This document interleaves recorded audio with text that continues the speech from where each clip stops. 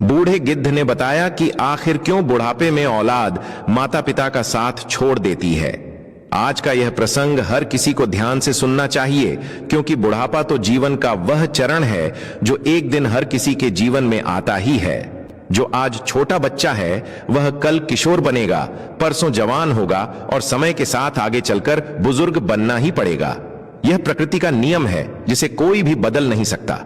चाहे कोई लाख कोशिश कर ले, बुढ़ापे से बचना किसी के लिए संभव नहीं है। ऐसा नहीं है कि यदि कोई आदमी बहुत धनी है तो धन के बल पर बुढ़ापे को अपने से दूर रख देगा। ऐसा भी नहीं है कि अगर कोई अत्यंत बहादुर है और लोग उससे डरते हैं तो बुढ़ापा भी उसके भय से दूर भाग जाएगा।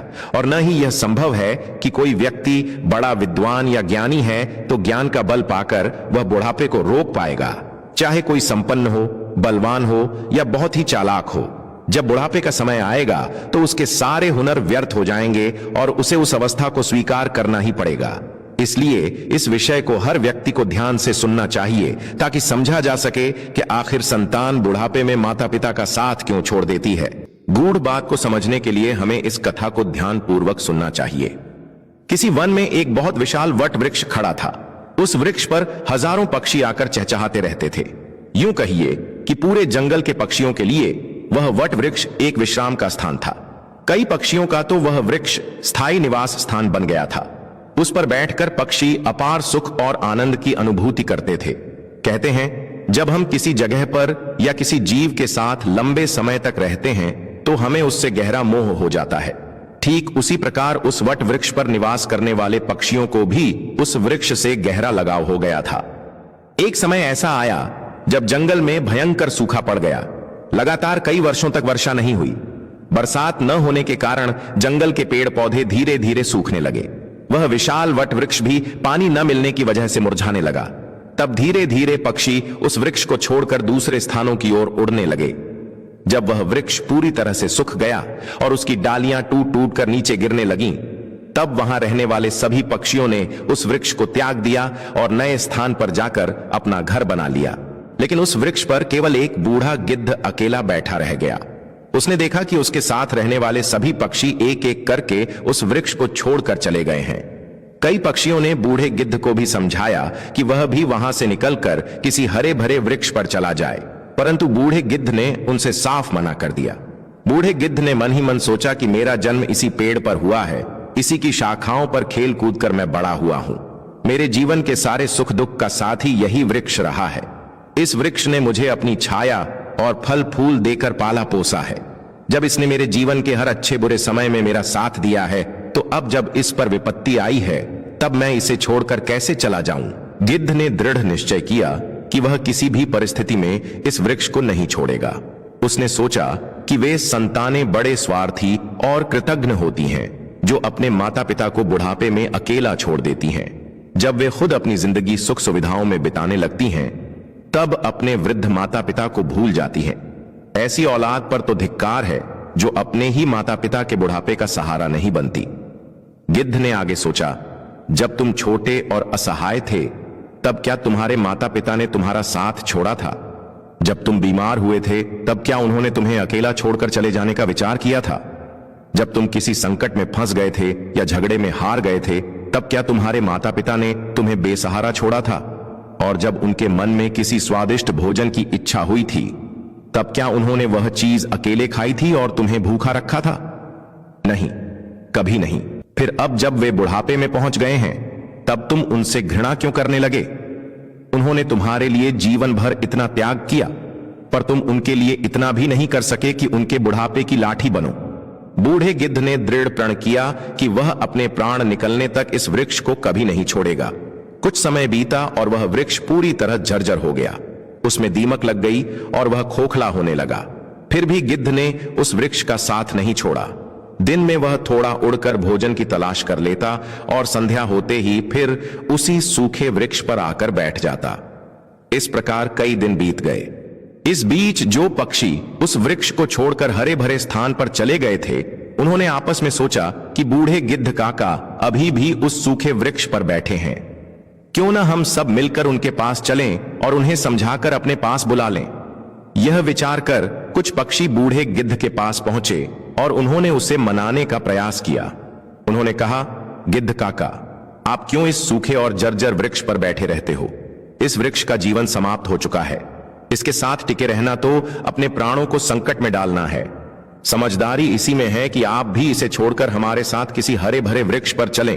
विद्वानों ने कहा है कि शत्रु, कर्ज, आग और बीमारी, इन चारों को समय रहते रोक लेना चाहिए। यदि इन्हें समय पर नहीं संभाला जाए तो ये जीवन को नष्ट कर देती है। जो मनुष्य इन्हें हल्के में लेता है वह अंत में भारी कष्ट उठाता है। उसी प्रकार हे मित्रों, तुम्हें भी इस सूख चुके वृक्ष को छोड़कर किसी हरे भरे और सुखमय स्थान पर जाकर अपना घर बना लेना चाहिए। सभी पक्षियों ने मिलकर बूढ़े गिद्ध को समझाया, लेकिन गिद्ध अपने स्थान से हिला नहीं। उसने कहा, भाइयों, यह वृक्ष मेरे माता पिता के समान है। जब मुझे जन्म मिला था तब मेरी माता पिता मुझे इसी वृक्ष पर छोड़कर चले गए थे। उनके जाने के बाद मैं इसी वृक्ष की डालियों पर खेलते कूदते बड़ा हुआ। मेरे जीवन के सारे सुख दुख इसी वृक्ष की छांव में बीते हैं। बचपन से लेकर बुढ़ापे तक का सफर मैंने इसी वृक्ष पर तय किया है। आज जब इस पर कठिनाई का समय आ गया है तो मैं इसे छोड़कर कैसे चला जाऊं? ऐसा करना मेरे लिए सबसे बड़ी खुदगर्जी होगी। गिद्ध ने आगे कहा, भक्ति और सेवा का अर्थ यही है कि जब कोई कहता है कि मैं तुम्हारा हूं तो उसे संकट के समय भी कभी नहीं छोड़ना चाहिए। जो अपने उपकार करने वाले का साथ विपत्ति के समय छोड़ देते हैं वे बड़े पापी कहलाते हैं। और जो संतान अपने माता पिता को त्याग देती है, जिन्होंने उनका पालन पोषण किया हो, उनका जीवन संवारा हो, सुख दुख में कभी साथ न छोड़ा हो, वे संतान वास्तव में जघन्य अपराध की भागी होती है। ऐसी संतान को कभी भी उत्तम मनुष्य जन्म नहीं मिलता। गिद्ध ने कहा, मैं इस वृक्ष पर अपनी मृत्यु तक रहूंगा, चाहे कुछ भी हो। आप लोग चाहें तो यहां से चले जाइए। गिद्ध की यह बातें सुनकर सारे पक्षी निराश हो गए और लौटकर चले गए। कुछ पक्षियों ने तो आपस में कहना शुरू किया कि भाई, इस बूढ़े गिद्ध के साथ इसकी समझदारी भी बूढ़ी हो चुकी है, इसलिए इसे हमारी बातें अब अच्छी नहीं लगती। अगले दिन फिर कुछ पक्षी उसे समझाने आए, लेकिन गिद्ध ने फिर उसी दृढ़ निश्चय के साथ मना कर दिया। इस बार पक्षी सीधे अपने घर नहीं गए, बल्कि देवताओं के राजा इंद्र के पास पहुंचे। उन्होंने इंद्र से निवेदन किया, हे देवेंद्र, हम जिस जंगल में रहते हैं वहां कई वर्षों से बारिश नहीं हुई है। पूरा जंगल सूख चुका है, सभी पेड़ पौधे मुरझा गए हैं। जंगल के जीव जंतु भी एक एक करके उस स्थान को छोड़कर दूसरे स्थानों पर चले गए हैं। दुख की बात यह है कि उसी जंगल के विशाल वटवृक्ष पर एक बूढ़ा गिद्ध भी रहता था।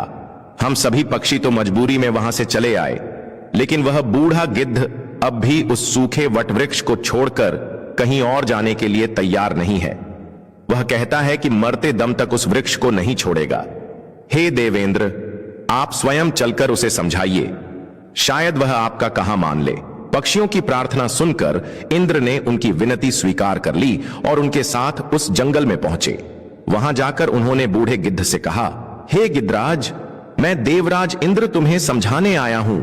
यह वट वृक्ष अब पूरी तरह जर्जर हो चुका है। इसकी डालियां सूख कर गिर चुकी हैं। इस पर छाया देने वाला एक भी हरा पत्ता नहीं बचा है और तुम भी अब बहुत बूढ़े हो चुके हो। यदि यह वृक्ष किसी दिन गिर गया तो तुम्हारा जीवन भी समाप्त हो जाएगा। इसलिए इस वृक्ष को छोड़कर किसी सुरक्षित स्थान पर चल पड़ो। इंद्र की बातें सुनकर बूढ़ा गिद्ध भावुक हो उठा और बोला, हे देवेंद्र, एक बात बताइए, जब मेरा जन्म हुआ था तब मेरी माता पिता मुझे इसी वृक्ष पर छोड़कर स्वर्ग सिधार गए थे। तभी से इस वृक्ष ने मुझे अपनी गोद में पाला, मुझे बड़ा किया। मैं इसी पर खेला, इसी की डालियों पर बैठकर सुख पाया, इसी की छाया में मेरा पूरा जीवन बीता। अब जब यह वृक्ष संकट में है तो मैं इसे छोड़कर कैसे जा सकता हूं? आप लोग तो यही करते हैं कि जब विपत्ति आती है, गरीबी आती है, तो अपने सगे संबंधियों को छोड़कर भाग जाते हैं। लेकिन मैं उन मतलबी लोगों की तरह नहीं हूं। मैं आखिरी सांस तक, मरते दम तक इस वृक्ष का साथ निभाऊंगा। यह मेरे माता पिता के समान है। गिद्ध का प्रेम और निष्ठा देखकर इंद्र बहुत प्रसन्न हो गए। उन्होंने कहा, गिद्धराज, तुम्हारा हृदय पवित्र है। मैं तुम्हें वरदान देना चाहता हूं, कहो तुम्हें क्या चाहिए? गिद्ध ने सिर झुकाकर उत्तर दिया, हे देवेंद्र, मुझे अपने लिए कोई वरदान नहीं चाहिए। यदि आप देना ही चाहते हैं तो इस वट वृक्ष को वरदान दीजिए। यह फिर से हरा भरा हो जाए, इसकी आयु बढ़ जाए। मैं तो वैसे भी वृद्ध हूं, मेरे पास थोड़े ही दिन शेष हैं, परंतु मेरे बाद इस वृक्ष की छाया में हजारों पक्षी सुख पाएंगे तो मुझे भी संतोष मिलेगा। गिद्ध की निस्वार्थ भावना सुनकर इंद्र अत्यंत प्रसन्न हुए। उन्होंने तुरंत उस वट वृक्ष को वरदान दिया और आकाश से वर्षा कराई। पूरा जंगल हरियाली से भर गया। सूखे पेड़ पौधे फिर से हरे भरे हो गए। सभी जीव जंतु और पक्षी जो जंगल छोड़कर चले गए थे वे फिर लौट आए। उस वट वृक्ष पर भी हजारों पक्षी फिर से आकर रहने लगे। अब सभी पक्षी बूढ़े गिद्ध की सेवा करने लगे। वे उसके लिए भोजन और पानी लेकर आते और उसकी देखभाल करते। हे मित्रों, इस प्रकार बूढ़े गिद्ध का शेष जीवन सुख शांति में बीत गया। इस कथा से हमें यह शिक्षा मिलती है कि अपने बुरे समय में अपनों का साथ कभी नहीं छोड़ना चाहिए। खासकर अपने माता पिता का तो कभी भी साथ नहीं छोड़ना चाहिए। वे हमारे जीवनदाता हैं, जिन्होंने हमें पालने पोसने में असंख्य कष्ट उठाए। यदि उनके बुढ़ापे में हम उनका सहारा न बन पाए तो हमारा जीवन किसी काम का नहीं है। इसलिए हमें हमेशा याद रखना चाहिए कि माता पिता का स्थान संसार में सबसे ऊंचा है और उनकी सेवा करना ही सच्चा धर्म है।